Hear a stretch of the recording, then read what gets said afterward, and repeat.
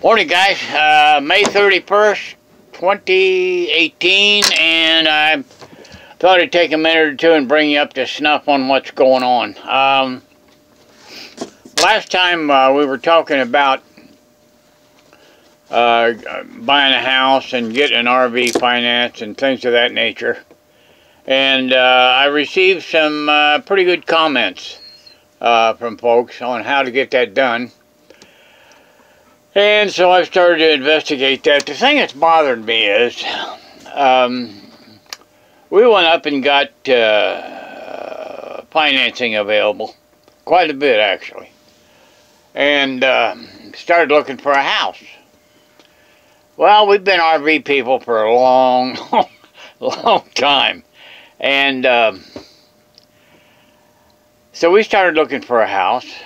And we would run across a house that we liked, and we looked at a lot of them really. And we would run across a house that we liked, and maybe it was they were asking $150, let's say. So we told that we would tell the realtor, we'll take it, and we'd offer them $150 or $153, you know. And used to, I bought and sold 5 houses. And if a house was $70,000, you offered them $63,500. They came back with $66,500, and you settled someplace in the middle. That's not the way it works anymore. A house out here that sells for $150,000, if they're asking that for it, our realtor will call us back and say, "I'm sorry, you didn't get it. It went for $180 or $170." So they pay $20,000 or $30,000 more for a house than they're asking for it out here, and that doesn't make any sense to me. I think it's probably because I'm old. But I look at houses that I know were built for $12,000 or $15,000 or $25,000, and they want $175,000 for them. It just rubs me the wrong way. So back to the RV deal. We found a fifth wheel called what's it called? Big Country. Is that what it's called, honey? It's called Big Country, and apparently there's a difference in construction between live-aboard or live-in RVs and vacation-type RVs or weekend RVs. I'm going to take them in just a minute. And my wife's giving me pills. And this Big Country is a live-aboard. And there's 3 or 4 different brands, I guess, you can buy that are live-aboards. But the wiring's heavier, the plumbing's heavier, the framing is heavier, the insulation is heavier. Apparently, there's a lot of things that is heavier in a live-aboard. So that's where we are. I'm not going to drag this thing out. It's about 3.5 minutes long, but that's where we are right now, getting financing. We're going to go back into the RV thing, and you know it's true, now it's true, that when you buy a house, usually you build equity. That's true. And it's also true that when you buy a live-aboard RV, you lose equity. But what about that? Let's look at that for a second. If you worked all your life and you buy something that costs $50,000 or $60,000 or whatever it is you pay for it, and you like it, and you're going to live in it, and there's no guarantee on tomorrow. You might live 10 years, 5 years, or 2 years, or 5 minutes. What's the difference? If you lose money on it, you're not in it to make money. You've been working and making money all your life, and now you want to do what you want to do. So this business of building equity and making money off of something, I don't think that affects older people. At least it doesn't affect me, because my dad told me years and years and years ago, he said, "Bud, you're better off paying $5 for a 50-cent item than 50 cents for a $5 item if it's what you want." And you know, over the years, I've never forgotten it, and over the years I thought about it, and it's true.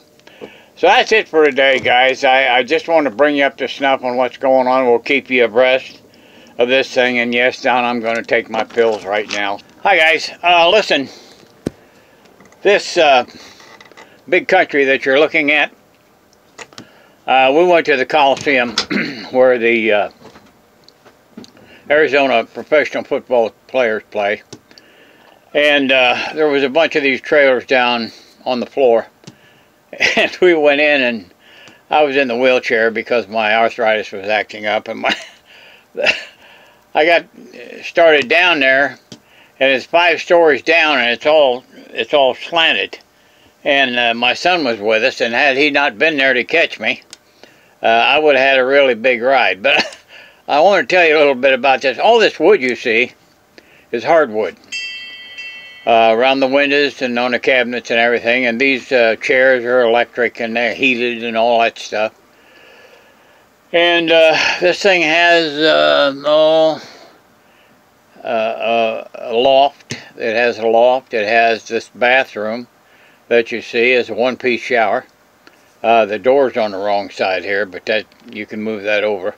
But I thought I'd share that with you a little bit. It's got a big king-size bed in the bedroom, and plenty of drawers in there, lots of room. It's got 4 slide outs, as you can see. Windows everywhere. These are thermopane windows. That's got that fancy vacuum that hangs in there, and shoe shelves and all that stuff. One of the things that I noticed about it, the tires on this thing are huge, and I guess they're G-rated tires. I'm not sure what that means, but it also has 2 5,000 or 15,000 BTU air conditioners, one in the back and one in front. That couch that you see there is, what do they call that, honey? Trifold, isn't it? Trifold couch that has a convection oven, and you can see the 4-door gas electric refrigerator there. Huge TV, and it's just really a nice outfit. Table and chairs. It's got an extension. The bed lets up. Whisper quiet air conditioning, whatever that means. I'm not sure what that means. And my wife especially liked the burners on this stove. They're straight across. I don't know what kind of an advantage that is, but it's pretty impressive looking to me. And there's windows everywhere. This room that you see here is a separate room, office really, I think. And that couch makes out into a bed. Again, that's what they call a trifold sofa. There's air conditioning ducts everywhere, and it's just well built. The thing is well built. I was impressed with it, and it just the pull-down faucet. It's got extra big stainless steel sinks there, and sit-down shower for shaving your legs or whatever it is that you're supposed to do in there when you're sitting down. With my arthritis, I kind of like the idea of having to sit down. There's my wife. And, I don't know. We just thought we'd share it with you and see how you like it. And you can see the trim around the windows and around the TV, and doors are very well done. Handles are done. It's beautiful folding steps. The outside of it's gorgeous. Those are all over the outside, and the inside are all those kind of lights that use electricity. So that's it. Just wanted to let you know. Okay. Man, am I excited about this, guys. I got to share this with you. I just got this from Amazon, my publisher. This is the latest Bible study book. This is Genesis, his masterpiece in 6 days. And of course we got Isaac and Joseph and Noah and the whole book of Genesis in here, with commentary and some personal comments, and you can see the size of it. This thing sells for $1.99 on Kindle. There's yours truly there. This thing sells for $1.99 on Kindle. And if you want this big printed version, The cheapest I could make it was $8.95. I couldn't get it any cheaper than that. In addition to that, if you go to the author's page, you'll find, 18 or 19 or 20 other books. There'll be Bible study books, lesson books. There'll be, in addition to that, there'll be children's books that are written for challenged children, and they all contain Christian messages. You're going to find exciting Western historical novels in there for sale, and Amazon will print all of those for you. You can get them on Kindle, which of course is an ebook download, and they tell me that they play on anything, so whatever you've got, you should be able to download to it, or you can order them in paperback.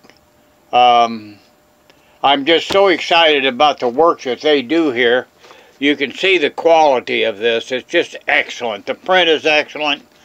The graphics are excellent. I've got maps in here that show you where various tribes have. And one of the things that I want to mention to you, and I'm going to be brief about this, but one of the things I want to mention to you is that Jacob in Israel, before he died, Joseph brought his father to Egypt, and that is where he appointed the 12 tribes of Israel. That's where the 12 tribes of Israel were named. They were named by Jacob. They were named in Egypt. And from that point on, God's plan was still in motion. And as we go into Exodus, which is what I'm doing now, you'll see how it's working. I'm going to close this. I'm so excited about this. I love you guys. And yes, please check out the author's page and subscribe. Yes, love you. Bye.